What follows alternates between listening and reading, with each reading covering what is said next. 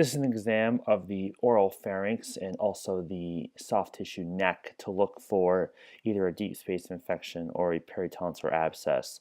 The first feedback, and I think the most important thing, is the probe. This is the wrong probe to be using, especially in pediatrics. You have the curvilinear probe, and because this is a low frequency probe, you're not going to get the details you need to make a good clinical decision. The other thing too is that your depth is set for way too deep. 12 centimeters, all this area is unnecessary and is not going to help you clinically. And so even though this is the area you want to focus on, your probe is doing the entire screen. And so to me, you really need to decrease your depth and change your probe.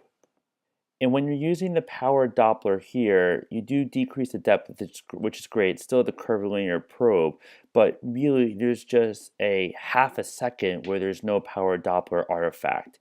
And so there's too much movement going on for this to be a clip where I can make a clinical decision.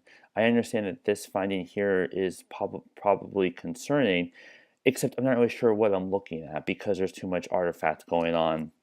And what I think would have been more useful would have been to keep the probe here and then move without Doppler to get me a better idea on what this is. Does it disappear? Does it continue? I know you want to see, is this a vessel and does it light up? But I think just by keeping the probe still and seeing if it's pulsatile, that probably would have been more of an effective strategy. Hope this helps me. Know if you have any questions. Thanks for saving.